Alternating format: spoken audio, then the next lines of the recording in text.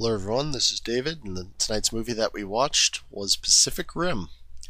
Now, Pacific Rim's a very interesting film for a lot of reasons. It brought the term kaiju as a common term that everyone can hear, but also brought the term Jaeger into the common vocabulary. Kaiju meaning, I believe, mysterious creature, and Jaeger meaning hunter, or mysterious, kaiju meaning mysterious beast, mysterious creature, something like that. Jaeger being German for hunter. So I think it's kind of interesting that they use, Western words, Eastern words, to define what's going on. So what is Pacific Rim about? Well, the basic premise is there's a rift in reality where monsters come out. And I'm going to go into the kaiju as a whole really quickly. Because there's a lot of different ones in this movie, and a few of them have different powers, but for the most part, there aren't a lot of kaiju powers being thrown around. So I'll discuss the couple powers that they do have briefly, and what they basically can do. So the kaiju in this film are all huge. They're way bigger than the traditional old-school Toho kaiju. They're more on par with like Evangelion level sizes. They're like 300 plus feet tall, stuff like that. They're very big. But that being said, they generally have, I think, 4 arms. It's kind of hard to tell sometimes because of just when you see them. But there are several different breeds, even though all the kaiju are related. Structurally, there are different breeds, and you can tell different lines. If you know anything of Magic: The Gathering, which is going to kind of go off in the left field right now, they remind me a lot of the Eldrazi from that, in that there are 3 broods, which are all the same creature, but they look very thematically different, but similar within the same family groupings. So it's kind of like that. It's like there's different families that look similar for the most part, but there are some really outlandish ones. Like there's one that looks like a giant crab. Most of the rest of them don't have like a carapace, but there's one that looks like a giant crab, which is kind of interesting. They usually have like 4 arms, but not always. A lot of them have like a big blade for a head, or horn for a head, or something, some sort of like weird protrusion from their head for whatever reason, but not always. And there are a couple with special abilities. So the 2 that have really noticeable ones were Leatherback and Otachi, which are 2 of the 2 main kaiju that are fought throughout the middle of the movie during the attack on, I believe it was Hong Kong. Leatherback has a bio EMP, which is pretty cool. It shuts down basically all mechanical stuff within a large area, knocks out all of Hong Kong for the most part, as well as the Shatter Dome and the Jaegers. And Otachi, who can fly, which is again traditionally a signature kaiju power, but also can spit acid, so that's pretty cool. And also can apparently be pregnant because it has a baby, which I think is an interesting thing. So let's get to the movie itself. So in 2013, a rift opens up between realities, and the first kaiju Trespasser comes through and sacks San Francisco and California and whatnot. And they eventually destroy it. I don't believe they say this in the movie, but in the expanded universe, they nuke it specifically. And they're like, yeah, that was pretty terrible. But they defeated it. So then more kaiju start showing up. 6 months later, 4 months later, so on and so forth. So nuking them is just not going to work. These things are showing up more and more frequently, and it's becoming a bigger and bigger problem. So what are you going to do? Well, they start the Jaeger program. And what Jaegers are giant mechs, effectively. They're giant anthropomorphic mechs that fight the kaiju in hand-to-hand combat. Or some of them have, all of them have range weapons of some sort, but they seem kind of awkward to use, the way they work. And the way Jaegers work is they're a 2-pilot system. So basically, the way this reminds me, this is going to be a lot of random references. It reminds me of a lot of Exo Squad or any sort of, if you've ever played the RPG Shadowrun, where you plug into a vehicle or something and you become the vehicle and you can control it. That's very much what's going on. But the Jaegers are so complicated and massive and complex that one pilot doesn't suffice. So what they do is they link two pilots via a mind link called a neural bridge, and basically use them as two hemispheres of a brain. Okay. So one is left hemisphere, one is right hemisphere. So because they were putting all of the brunt onto one pilot, and that was basically killing them. But if they do it this way, it works, and that's called, the neural bridge is called the drift. And it's basically like they're both in each other's heads because they're linked, and so they see each other's memories. And the thing about that is only specific people can really do that well together, because typically it's siblings. Most of the cases it's siblings, but very compatible people can. Like Idris Elba, later on, he drifts with somebody. He's like, "You sure we're drift compatible?" And Idris Elba's like, "I don't take nothing in the drift, and I know all about you, so that shouldn't be an issue. Don't worry about it," because he's this hardened badass. But there is a plot later on about that. But let's get to that eventually. We'll get to that eventually. So, Kaiju are attacking. They make Jaegers. Jaegers start winning. They start kicking the crap out of Kaiju left and right. It seems to be really effective. Cuts to the main character, Raleigh Beckett, and his brother Yancey. I believe it's Yancey. I might be wrong. And they pilot Gypsy Danger, which is the signature Jaeger in this particular movie. And they're going off to fight Knifehead near Alaska, and they're given orders not to go out to engage it because there's a fishing boat out there. But they decide to do that anyway. So they go and they fight Knifehead, and they save the fishing boat, but Knifehead fucks up Gypsy Danger, kills Beckett's brother, and he kills Knifehead, and then pilots it back to shore, which I don't know how far out they were, but probably pretty far out. Pilots it back to shore by himself, which is a feat that had only been done by one other person, which was Idris Elba. And yeah, so that's a problem. And Gypsy Danger collapses, and Beckett runs off, picks up, I think 5 years later. He's working on the security wall. Well, what's the security wall? The security wall is a classic example of politicians thinking of a good idea that is really a terrible idea if you had two brain cells to rub together and say, let me just pose a question. So what the security wall is very simple. It's a big wall that they built around the Pacific Theater to keep out kaiju. I want to state that again. It is a big wall to keep out kaiju. As far as I know, there aren't any weapons on this wall. And in fact, while Raleigh's on break, they cut to Sydney, and a kaiju just busts through the wall in like 5 minutes. He just comes on through right into Sydney, and the only reason it was stopped at all was because of Striker Eureka, which was about to leave for the Shatterdome.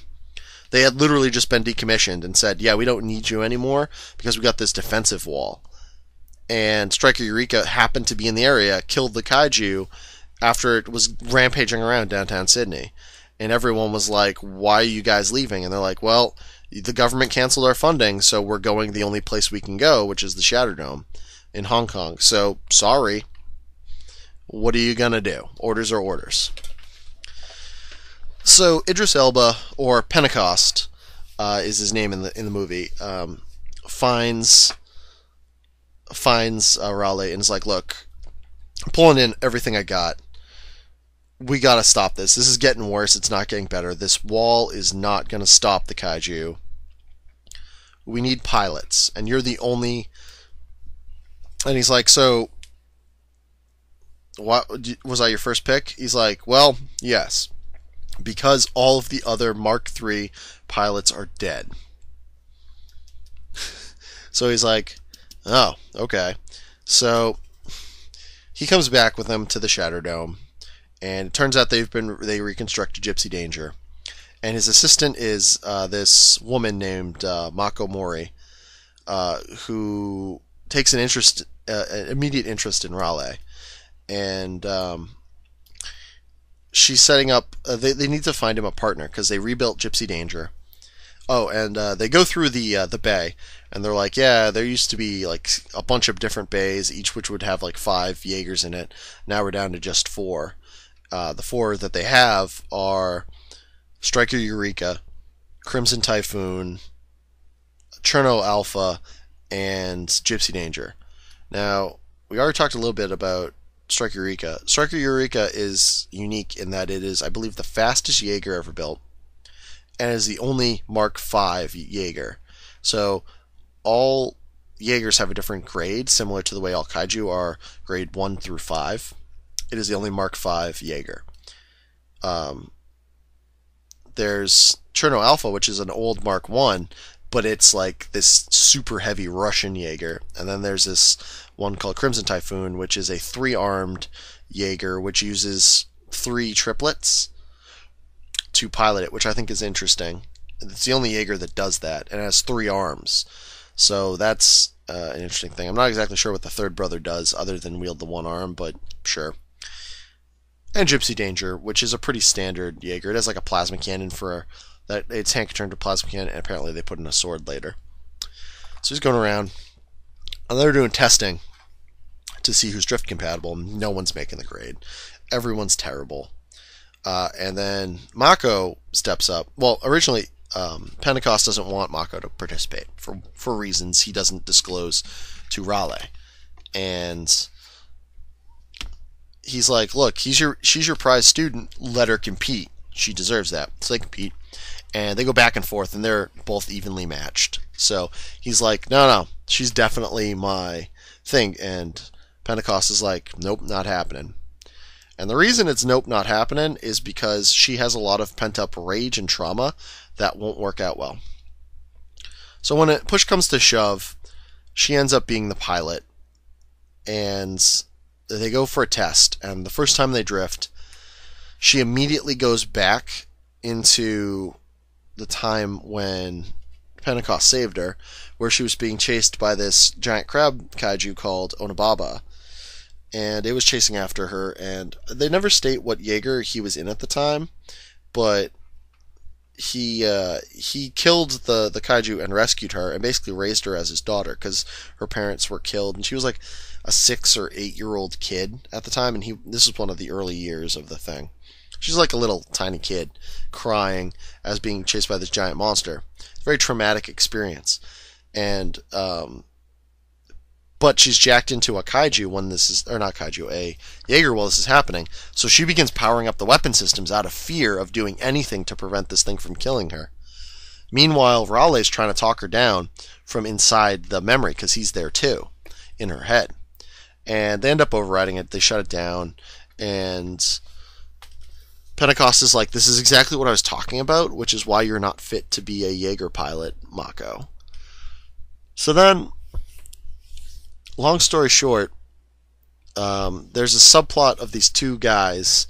There's like a mathematician and a kaiju researcher, who are like their entire R&D department. Just these 2 guys that hate each other. They have one room. One guy has half the room. It's all covered in kaiju swag. The other guy is like, just has a chalkboard and he's doing math equations. And he's like, Pentecost, there's going to be a double event and then a triple event and then a kaiju every 4 minutes. Forever. And he's like, okay, that's bad. The other guy's like, well, I've been working on this thing to do a drift with a kaiju to see if that works. And he's like, yeah, that sounds interesting, but no. So the kaiju scientist eventually does do that and realizes what's going on, or starts to realize what's going on. It basically goes over to Pentecost and goes, so they aren't random attacks, they aren't animals, they're actually part of an army and they're invading. but I need another kaiju brain to figure this out better. And he's like, okay, go to Hannibal Chow. This guy in Hong Kong. Go to Hannibal Chow, and he will get you what you need. But don't trust him, because he's a fucking crazy bastard. So they go to Hannibal Chow, or he goes to Hannibal Chow to get a kaiju brain. And turns out the Antiverse, which is the term for where the kaiju come from, the Antiverse guys send over two kaiju, Leatherback and Otachi, to basically go kill that guy because he's the only one that knows what's going on. And the kaiju have a hive mind, so they know that he's tapped into the mind of the kaiju, and he knows their plans. So they're coming for him. I don't know how they know where he is, but I'm guessing it has something to do with the drift, and that they can sense him now.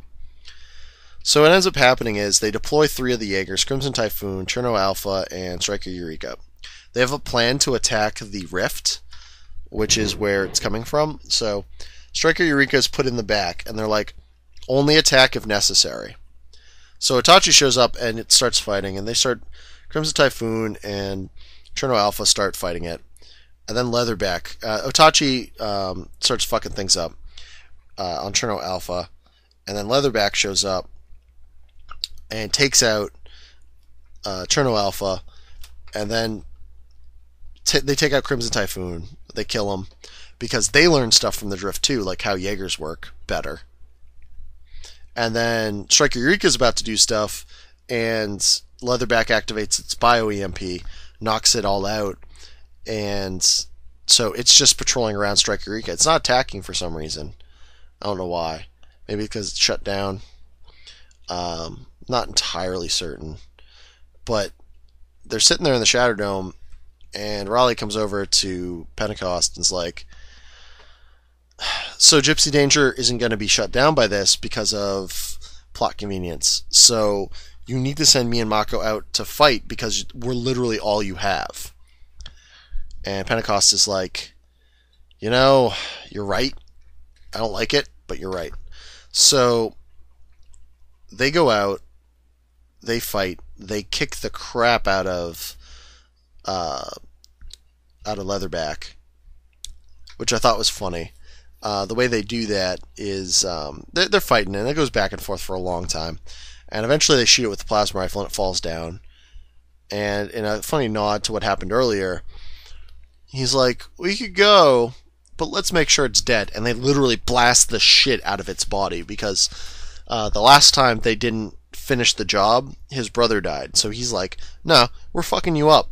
You might not be dead, so I'm going to literally blast you till, like, there's a hole, like, the size of a building in your torso, and bones are leaking out.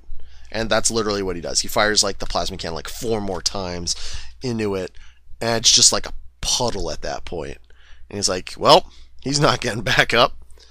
And then it cuts to Odachi, and he has almost gotten to the scientist guy. He's clawing like he sticks his tongue down into the bunker that they're in. But Gypsy Danger shows up, and Gypsy Danger brought the most powerful weapon ever, boat chucks. So it's got like this boat, and it just starts wailing on Otachi with it. And Otachi, like, he fucks up, Gypsy Danger fucks up Otachi, but Otachi unleashes its secret weapon. And the secret weapon is it can fly. So Otachi grabs Gypsy Danger, and I believe Gypsy Danger cuts off its tail. And it flies. It picks him up, and they start flying up into, like, almost orbit. And they're like, we're out of weapons. The plasma can's disabled. What are we going to do? And Mako's like, so there's a sword, and they whip out this sword, and it just literally cuts Otachi in half. They're like, sword, dead.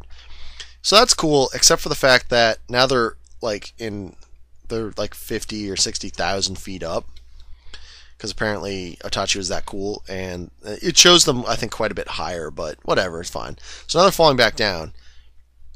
And through bullshit, they manage to survive. Gypsy Danger manages to salvage itself, like it lands correctly and doesn't blow up. Okay, cool. So now the final attack begins.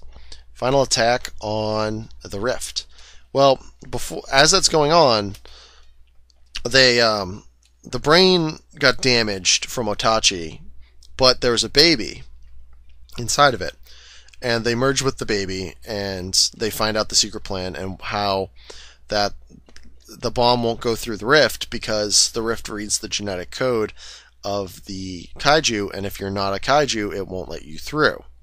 Interesting security feature.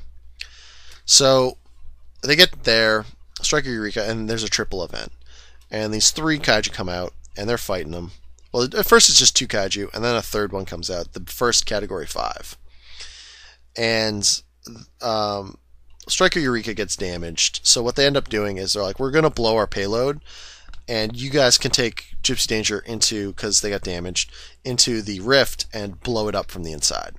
And then eject and hopefully get out. And they're like, okay, yeah, we'll do that. So they one-shot one of the kaiju with the sword. It just flies at them, and they brace themselves, and they cut it literally in half. And then Striker Eureka blows up, and there's this funny moment where all the water rushes out. And you're like, oh, wait, why is there stuff falling? Oh, that's because there's no water because of the explosion. And then it all rushes back in. Should have killed everything, but it didn't. They're taking the body that they cut in half to the portal, but the Slattern, the Category 5, is still there.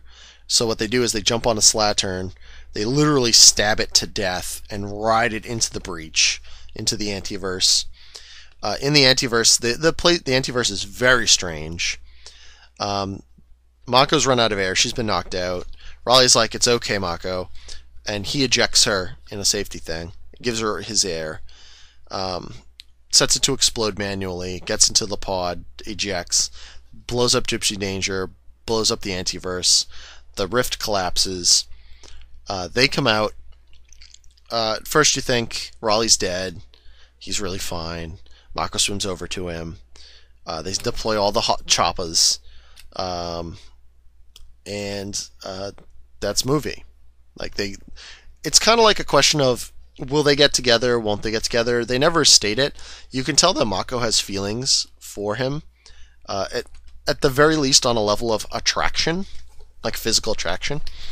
But they never get a chance to really go beyond that. So that's not bad though, because it's not tacked on romance of these two people that bond over things. They may or may not fall in love. They may or may not get together, but at the end of the day, that doesn't really matter because this story at the very least is concluded. And there's an after-credit sequence of Hannibal Chow cutting his way out of the baby kaiju. So that's kind of funny. But yeah, so that's Pacific Rim. The plot's pretty simple, but I still recommend seeing this movie. It's a very fun... This is a kaiju movie for my generation. This is an update. The action's very fast-paced. It's giant robots versus giant monsters. If you grew up in the 80s and you're now a 30-something-year-old or whatever, you're going to probably like this movie. And if you don't, I don't know what's wrong with you. I don't know what's not to love about giant robots fighting giant kaiju. It's hard not to love. The plot could have been better. It's a little like they use typical kaiju like hand-waved things about the laws of nature and space and time and all that stuff. It really doesn't matter in the end. Just tell their story. If you try to think science too much about it, you're just gonna go cross-eyed anyway. So, in the end, I say go check it out. It's a really good film. It's action-packed. It's done by Guillermo del Toro. So the visual effects are beautiful. Kaiju look really interesting. The Jaegers look pretty cool. The destruction looks pretty cool. It's a very pretty movie. Even if nothing else, it's a very pretty movie. But anyway, so that's Pacific Rim, folks. Check it out. Good night.